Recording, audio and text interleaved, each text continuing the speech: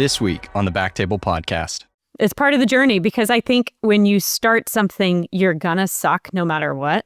Well, and that's what we're all afraid of as physicians, just to kind of jump right into it. We're all afraid of failure because we're gunners that's how we got here. Yeah. And it's like, well, if I'm not getting straight A's, then why even try? And that's where I think people are afraid. They're afraid to suck at something, at least publicly and openly. Yeah. I mean, and I think it's also, we tend to be type A. We tend to be, like you said, the gunners, the people who are perfectionists.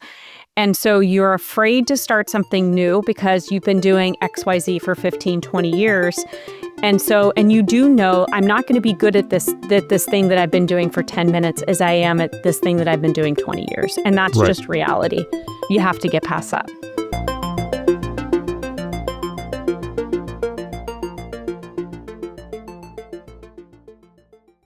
Today, we've got a great episode lined up. We're going to be talking about revenue cycle management, something that all physicians get excited about, I'm sure, with special guest Heather Signorelli. Am I pronouncing that right? Signorelli? You are. Is that Italian? You are.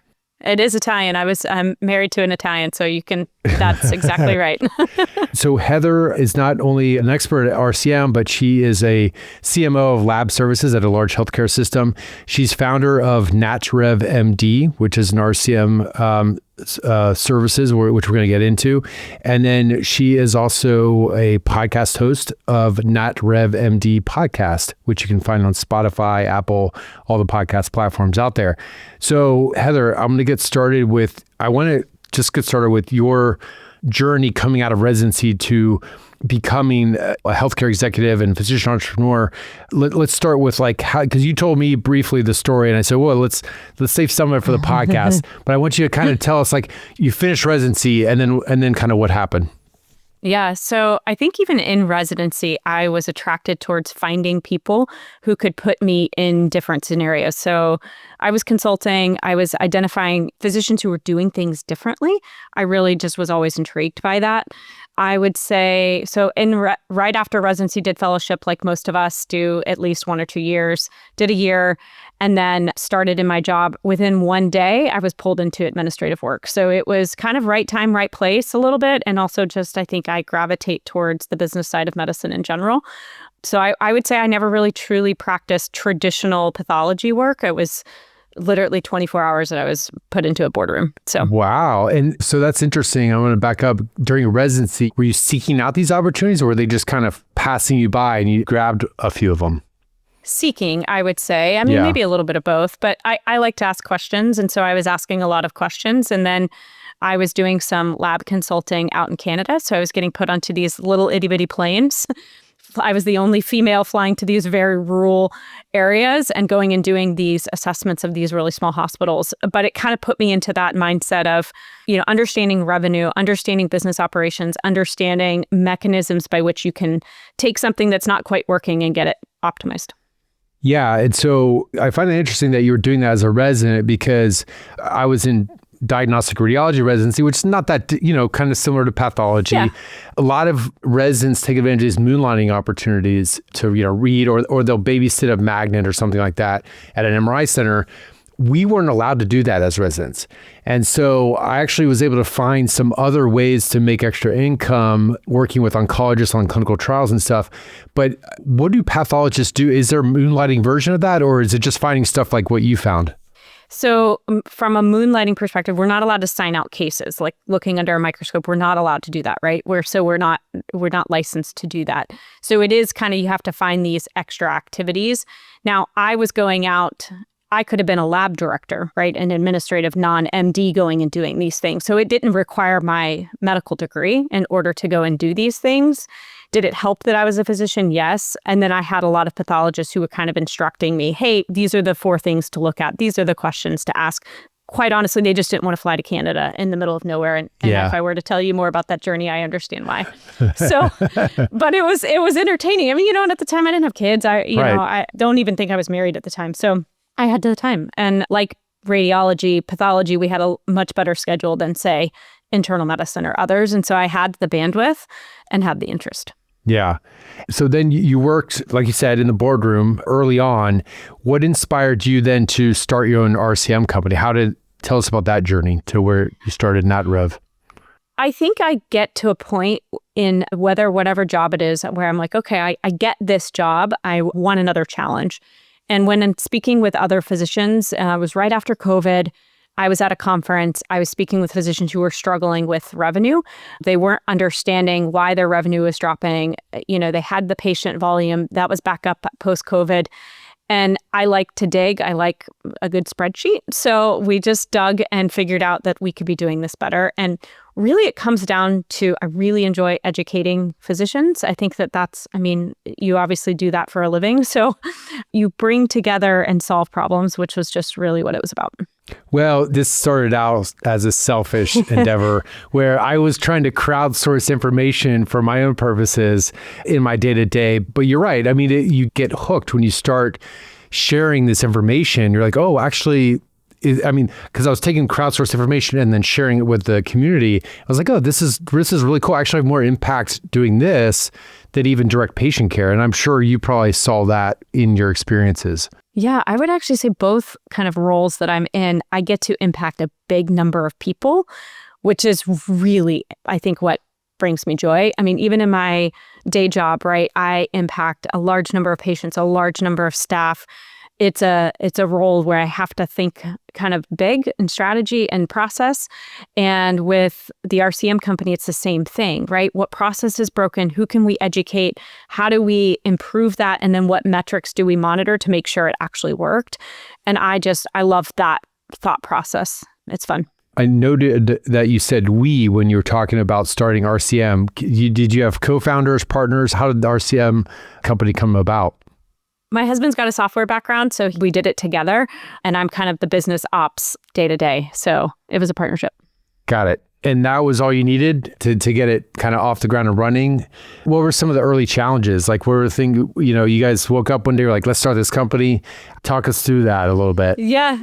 Well, we were also considering a waterless car wash. So let's just be honest. The RCM wasn't first on the list. At the time, he was ready for a change. He was ready to quit his job. And so we were just exploring things. And then through that, conversations with physicians, we kind of went down the RCM path.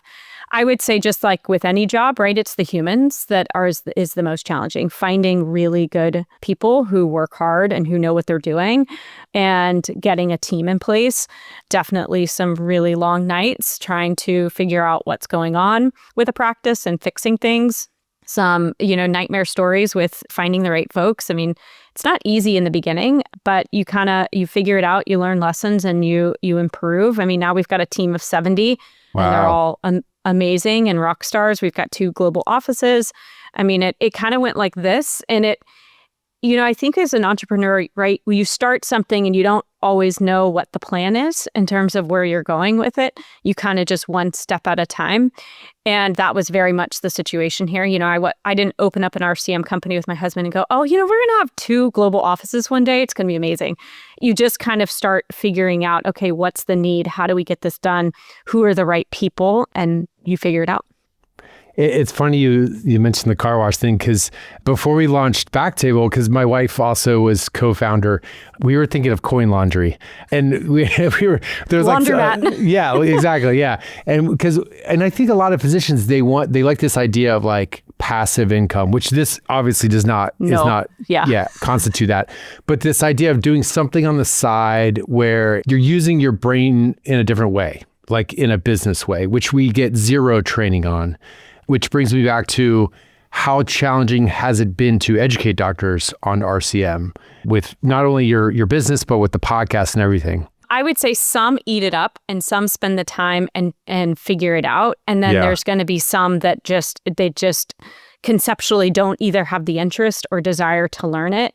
And that's okay, as long as you have the right people around you to take care of it. I think the hard part is if you choose to own a practice and you choose not to take the interest and figure out the business side of medicine, you get into a situation where you're going to have things that break and you won't have the skill set to fix them.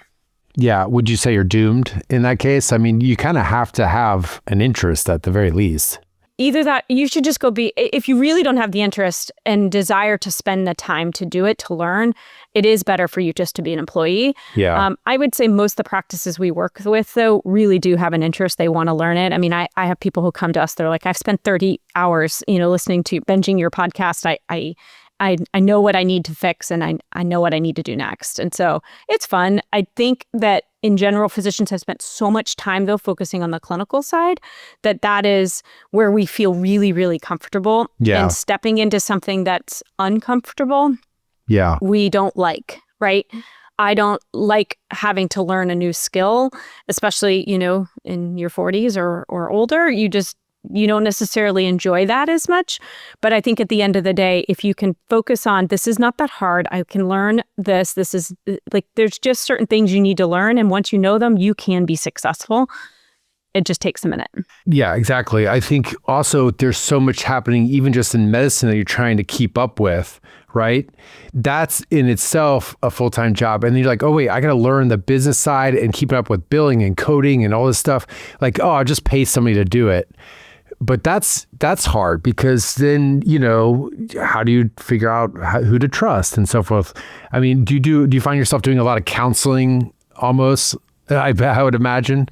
Yeah, I feel like we're half consultant, half coach. And again, you can outsource and delegate certain things and tasks to people always, right? But you have to have enough knowledge to ask the questions when something doesn't look right or feel right, but also at the same time, not micromanage the people that you hire. It's a balance. Yeah. And so with your team, how has it been? Because you guys have to stay on top of coding for all these different specialties, right? I imagine that's a huge challenge, especially recently with everything that's going on. How has that been in terms of building, finding the right talent to do that? Because you don't have enough time in the day to be on top of that. How has it been trying to build a team to really be the expert at that? You got to hire the right people, and they've got to know what the heck they're doing. I mean, and our leaders of the company who run day-to-day operations have 20, 30 years of experience. They're not only certified billers, but coders, and then sometimes subspecialty coders, depending on the practice. And then they have to have a desire to work hard and to learn things. And so it's a fit in terms of, do they have the skill set, but then also do they have the personality to keep up with a small business? And I think that's the biggest difference, is that requires somebody who is self-motivated and not somebody who's just coming in just to check the box and be an employee, but someone who's almost has an entrepreneurial spirit as an employee. And those individuals do exist, but you've got to seek out those qualities, I think, as a small business, maybe even a large business, right? But as a business, you have to seek out, okay, here's the qualities I need for them. Right, with that growth mindset, right? Because you're like, hey, look, guys, we went from 2 to 70 in what time period is that? Like 4 years. 2 to 70. Maybe 3.5 years. I mean, if we want to be honest. So you're like, hey, we're growing and constantly evolving. You have to have that mindset to be part of this team, right? I mean, yes. You're going to look around you and it's going to be all new people in a few more years as well. So you got to be adaptable and always staying ahead of the industry so that you can provide those services, I would imagine. Yeah. And now it's kind of fun because we're, looking at AI technologies. We're understanding how we can work smarter. There's obviously places that it makes sense to use. We're even looking at AI agents. How can we start to evaluate those? I don't think they're quite ready for prime time. Yeah. But we're getting there, and it will be interesting to see what utilization that has. I mean, we have some practices that are really interested in technology, and so they're going to be the ones that we kind of pilot some of this stuff with, and we do that openly with them so that we're all on the same page. So it's really been fun. I mean, our leadership team, they're so amazing to work with. They're just really good people that I actually enjoy working with, and they know that we may have a reorg every 6 months, but because as the team grows, your position, but they also are excited because then that means they have growth opportunity, which I think, who doesn't love a good reorg? And I use those corporate skills to just be able to figure out, okay, how do we reorg? Who moves where? How do we structure the team when we're this size versus this size? And that is one thing the corporate side has really helped with. Helped you, yeah, because you're watching all this happen at a larger scale, and you can take that and apply it to your not so much a startup anymore. I mean, it's really developed into a pretty good sized company, which is incredible. So I want to talk about your podcast in a minute and just sort of how that developed. But before we do, I just want to give a little bit of a 101 for people who might be interested in your services for RCM. Or do you work with small groups, large practices, all the above? Can you tell us a little bit about like who your ideal client is and how you help them from whether they're struggling and already established or a brand new practice? So I would say we work with kind of all sizes. We have some that are multi-site, multi-group, larger practices, and some that are, as small as 2 or 3 doctors. I would say, don't typically work with just the complete startups. They're just opening their door, smaller practices, but we have some colleagues that we help refer them to that are better suited for those sizes companies because they oftentimes don't have an office manager. They don't have other individuals that, I think are really important. So we kind of have referral partners that we'll use for that. But we work with multiple different subspecialties, maybe 10 or 12 different subspecialties that we have at this point. Wow. So now we work within anybody's software too. So I think that is the one thing we don't have our own software. So we work within whatever the practice has. So that kind of makes us a little bit more flexible. Interesting. There's been some RCM companies I've talked to where they're just focused on vascular, endovascular, cardiology, like that sort of space, because they've mastered that, and maybe they might dabble in some other specialties, but they're like, it's just not as streamlined. Have you had any issues with that where they're different worlds essentially, and you're like, should we just streamline? Have you guys thought about that? I would say we have a large number of OBGYN practices, and I don't know how that has happened over time. We have some really strong OBGYN account managers, but it's not like the OBGYNs who find us know that ahead of time. But OB has become this niche, and urgent care. Those two niches have grown organically. I would say in general, unless it's a super heavy surgical subspecialty, billing is billing is billing. OBGYN is a little bit more subspecialty. Interventional is obviously much more subspecialty. So if you have those niches and you can go and run with it, great. I could see us maybe narrowing that over the years, but right now we've kind of stayed. We have a lot of internal medicine and family practice as well, so they need billing just as much. 100%. I mean, there's so much happening there too. There's so many different services that a lot of primary care docs are starting to do in office. Exactly. Exactly. Do they come to you saying, hey, I'm thinking about starting this new service line. I'm not quite sure. I need to kind of do a mini business model. Can you help me with that? Do you get a lot of that? Yes, actually, we just finished one this week for one of our multi-site locations.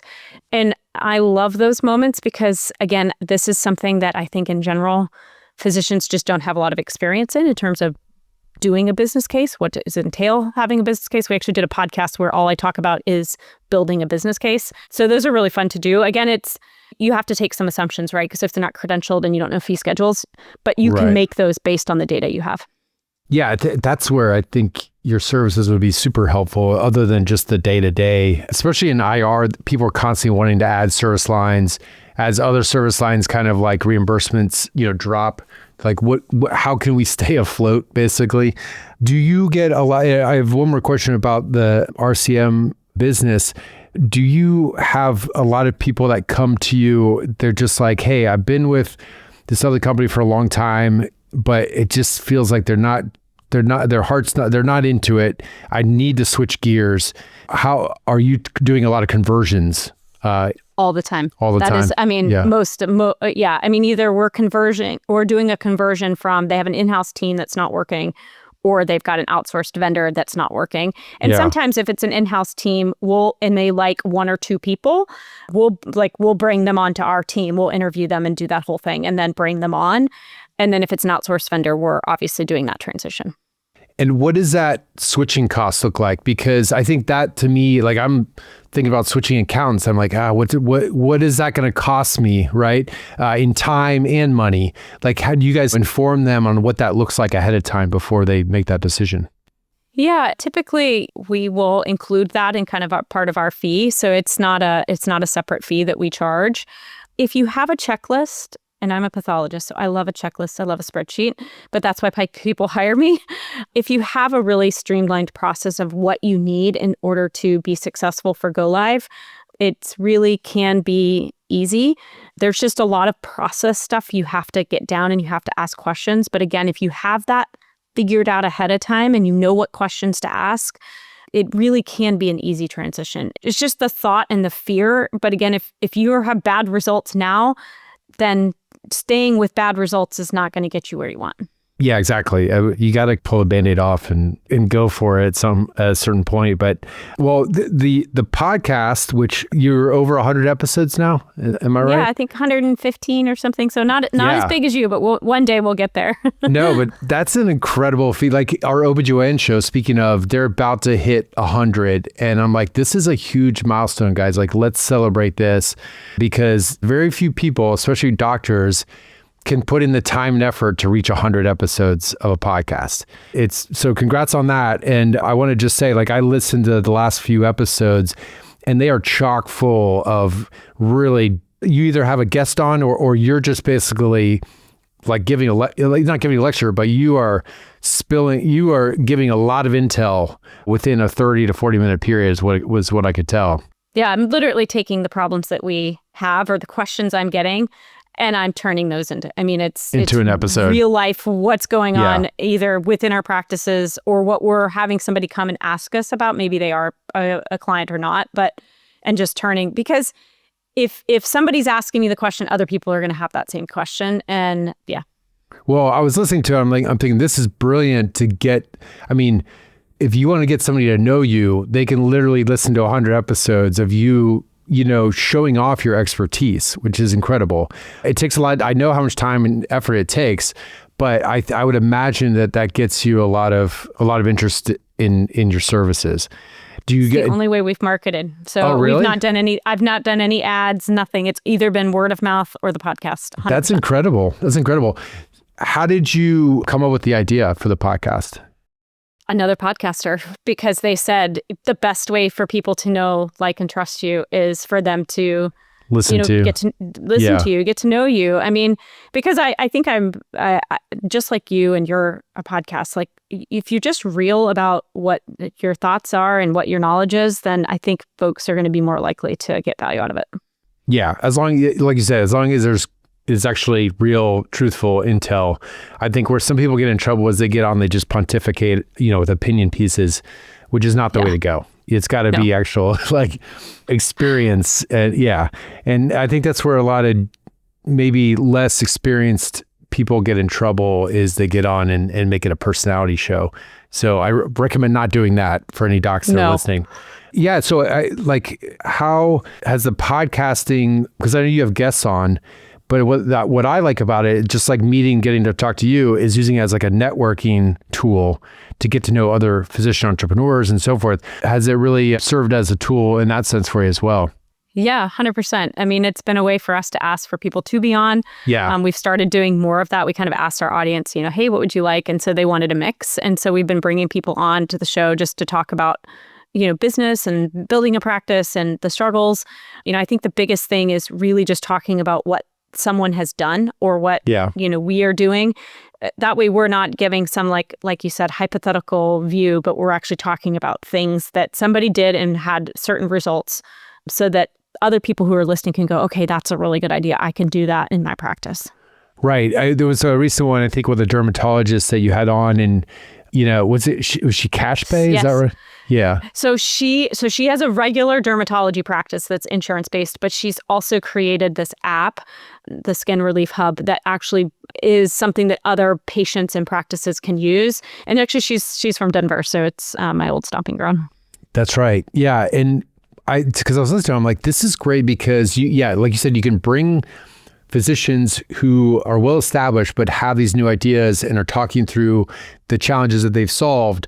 I think that's great. Like, because I was briefly an OBL owner, and having a resource like that would have been huge to be able to listen on the way to work, because there's so many questions, and we get zero training. So your podcast really is that education that exists out there, and you're a physician. So there's way more credibility coming from you versus just like run-of-the-mill RCM company that's out there, I think, from my perspective. I think I've spent 10 years dealing with the revenue side in a business sense. And so now opening up the company, it just kind of fit with what I've done in the past. So it worked out. So on that note a little bit, like how do you see physician education evolving, like when it comes to business, operations, financial literacy? Like, the podcast is a great resource, but anything else that comes to mind where you really point people like, hey, if you want to learn more, here's what you should do? Obviously, the professional societies play some role in that. They don't have a huge amount of material. They have some key things. I think we need to change this, though. I think residents, you're starting to see this change a little bit, where we're starting to give the residents more financial literacy. I still don't feel like we're giving residents or medical students, for that matter, the material they need from a business perspective.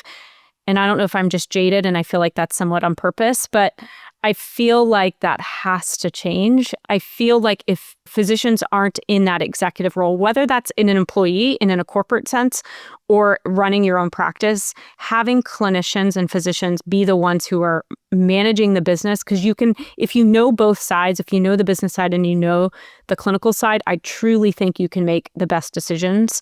And I think just having one side of that versus the other as a sole decision maker, I just don't think is right for patients. I'm pretty stuck on that point. I just recently last week had a physician executive at Northwestern on the show, and he was talking about getting his MBA. And I asked him, I said, do you think an MBA is worth it for physicians? Because it's not, they're expensive and they're time consuming. Right. But my question for you is, have you noticed the physicians with MBAs versus non-MBAs, a big difference that you've worked with in this setting? Not from a skill set, as long as you have the experience. I think it comes down to experience. Yeah. And it's funny, I had a CFO, he didn't ask me this question, but he asked a colleague of mine, a CMO, and he said, well, when are you going to get your MBA? And the CMO astutely said back to him, well, when are you going to get your MD? And so I think that MBAs open doors if you don't already have them in front of you. But I think colleagues with an MBA versus without an MBA can still be equally successful and knowledgeable as long as they have the experience. It just depends on the path to get to where you want to get to.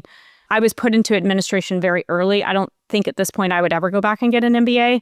But if somebody needs that as to open up the door, I think it can make sense. Yeah. To me, it was always like a language thing. I felt like I was not speaking the language. I did go and get my MBA, but it wasn't for like the networking side. It was more just so like I can understand what people are saying when they're talking in that world. But that being said, it required a lot of time away from family, all that stuff. I don't, like you said, experience actually probably goes farther, because if you can't take that knowledge and apply it directly, then it's like a language. You don't use it, you lose it. Right. And so I always like to ask other physician entrepreneurs, and Raj Kalza, who introduced us, shout out to Raj. Yeah. I did the same program that he did. And we always joke, because it's not like Kellogg or, Harvard or these big names. It's an online program. So we're like, I don't really show it off, but I am thankful that I took the time to learn the language. That's what I always tell people. Yeah, it took me a minute. You sit in enough of those monthly reviews, because from my corporate world, I sit in those monthly reviews. And so in the beginning, you're like, I don't know what the heck they're talking about. And then you start to pick up and ask the questions. Right. You have to. Well, that's what residency is too. Like, it's largely unstructured. If you think about it, it's just work experience is all it is. Like, you realize how little you learned in medical school when you start residency. True. You got a little bit of foundational knowledge, but then you're just like thrown into the fire. Yeah. Yeah. Figure it out. The business, I feel like the business world is kind of like that. And having a startup is like going through residency. It's interesting because you look at even I think you and I have kids about the same age or close. You think about their education. My kids in the beginning went to an entrepreneurial school. And so they were learning business starting literally in kindergarten. Yeah. And so I think there's just a change in education where we know the things we need to teach people earlier. And again, medicine or otherwise. And so I think we're starting to see that come through even the school systems. And I think we're going to see more of that, both even in K through 12 versus college versus medical school, college. I think people are just starting to realize what it takes to be successful in terms of finance and business and so forth. So I'm excited to see that incorporated. And I do think it will be something we see change over the next 10 years, or at least I'm optimistic to think that way. Yeah, I agree. And I think that the pendulum swinging, like when I came out of training, everybody was like happy to be an employee and get paid these hospital employee salaries with bonuses. And then they start realizing I have no autonomy. And it starts swinging back the other way where all of a sudden, at least in my specialty, people are like, oh no, I'm going to take a huge risk. I'm going to go open an OBL. I'm going to spend all this upfront money and fingers crossed that we survive. But they're willing to take the risk because autonomy is that important. And that's the one thing that I'm trying to teach my kids, because I watched my parents be entrepreneurs and start their own businesses. I'm like, it's worth it. Like, it's a grind, but it's worth it because at the end of the day, you sign the checks and you get to be your own boss and you learn a lot through the process. And yeah. I think it's the poison you want to pick, right? And we had the same conversations in my house about autonomy and just how do you want to spend your time and who do you want dictating? You know, it's nice to be an employee, right? You get a paycheck, you have a little bit more security, but at the end of the day, it does change in terms of autonomy. And so I'm grateful that I've been able to do a little bit of both, meaning I've had the autonomy in our business, but then I've had the stability of a corporate job. And I know not everybody has that option, right? And I think that when you're thinking about your career and you're thinking about how to do it, it's nice if you go work for somebody, you learn some things, and that's great. The risk is you get comfortable with the salary and you never want to make the jump. There's always a risk there. Yeah. Versus I'm going to jump in, I'm just going to start my own business, I'm going to figure it out. If you have the willpower to do that and know that you're going to fail and it's still going to be okay, I mean, I would choose that for my kids any day of the week. Yeah, it's an exciting thing. But like you said, there's something to be said about the experience that you get, especially early on in your career as an employee or whatnot, because I don't think I wouldn't have been able to do it unless I had a little bit of like a security blanket or like some experience in the real world before I did that, you know? I would agree. But, you know, also your kids are starting with entrepreneurial business, your curriculum from an early age. That's incredible. Like, I want to see more of that for sure. Oh, it's changed. My kids were building businesses starting in kindergarten, age appropriate. But like, you know, where I've got a 12-year-old now who knows marketing, knows what a P&L is. That's incredible. You know, but that's because we're also talking about it at home. At the dinner table. Yeah. At the dinner table. And even though my dad was an OB, ran his own practice, we didn't talk about those things growing up. So I think the more we talk about it with colleagues or with our children is really what's going to allow folks who want to do this to succeed. 100%. And I want to kind of bring this back as we finish up to maybe what advice you have for docs who want to explore entrepreneurship, but they're not quite sure where to start. And, you know, where you started was you identified a gap or opportunity in healthcare that needed to be addressed. And then you were able to go execute through entrepreneurship. Any advice for docs who like not to just go start a coin laundry place just because you think there's going to be this passive income, but like really find, you know, it's what you did. It sounds like is you really were like, oh no, there's a problem there. I think I can solve that. I think it's also finding your passion about what can you actually legitimately spend every waking hour doing. Yeah. Because entrepreneurship is hard. There isn't I remember somebody telling me this when we were getting ready to start their business. There is no vacation from it. I mean, you can make a vacation later on, but in the beginning, there is no vacation. You are it. And so I think that for entrepreneurs who are like, I want that autonomy, I want to start something else, I think I can do it. Really making sure that you know what you're going to get into is something you can spend nights and weekends doing. Because that in the beginning, you know, that's what it was. It was, you know, after my full-time job, I was working in the evenings and on the weekends to get this done. And now we have an administrative team and we're in a very different spot. But yeah, I mean, you have to want it bad and find people who have been down that journey and go, okay, how can I copy what they did? Because again, this isn't rocket science, you know? If you can get through medical school, you can open up a business. Totally. And your point on passion is 100% right on. Because in order to get to where you are now, you had to go through those grinding periods and work those extra hours because nobody else is going to do it. Yeah. And you have to show your team, even when you start hiring those team members, that you've sat in their shoes. You've filled out the You've claims. Done everything they did. Yeah. You've done everything that they've done, and that you know what the pain that you're asking them to do. Like, don't ask somebody to do something you're not willing to do yourself. Yeah, I agree with you. That's great advice to start out with. Well, final thoughts. Obviously we want to invite listeners to listen to the NatRevMD podcast. I caught it on Spotify. Where do you listen to your podcasts? I listed on Apple Podcast. My husband's a Spotify, and we're divided house. I used to be Apple, and then Spotify came out with, I listen to all my music on Spotify, so I'm like, I'm already here. And then they have the video podcast, so it's kind of cool to catch some video ones sometimes too. No, he keeps trying to get me to convert, but it's once you're in a groove, I don't know. Yeah, I you're can't in the get ecosystem. Out. Yeah. And then NatRevMD resources. If somebody wants to reach out to you, what's the best way? LinkedIn or? Website, NatRevMD.com, NatRevMD.com. We've got a book, a billing course that's free, and the podcast, obviously. So really, any of those places are good places for you to learn about billing. Any episodes that you recommend the audience start with? Maybe not episode 1. Not episode 1. I know, it's funny when you said that. I'm like, yeah, I'm sure those weren't as good as they are now. Honestly, I think it depends where you are at in your journey. I mean, there are people who are trying to find a new EMR down to, should I have a billing transition, to, I don't know what an E&M code is. We've kind of got it sprinkled throughout all 100 episodes. And apologize for the beginning ones, as I'm sure they're not as good as the current ones. The audio on ours makes me cringe how bad it is. And but you got to start somewhere.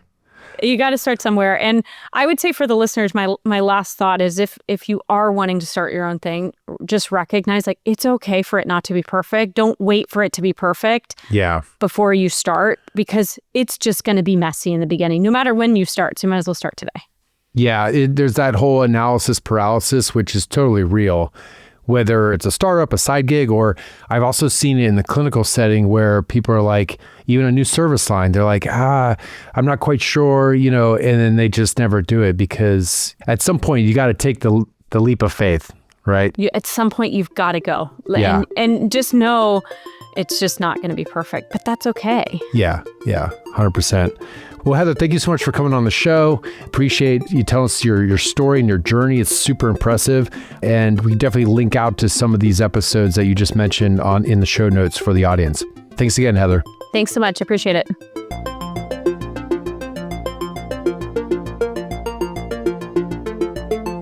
All right, guys, thanks so much for listening. If you haven't already, be sure to follow and subscribe and rate us 5 stars. Also, share with a friend. If you do, who knows, there might be a BackTable hoodie in your future. If you have questions or comments, DM us. We're @_BackTableIND on Instagram, LinkedIn, X, TikTok, and Blue Sky. BackTable is hosted and produced by myself, Anish Parikh, and Ruchika Talwar. Our production team is led by Kieran Gannon, Aaron Bowles, Gabe DeGrazio, and Josh Spencer. Design and digital marketing led by Brian Schmitz. Social media and PR by Ann Dang. Administrative support provided by Judy Dela Cruz. Thanks again, and we'll see you next time.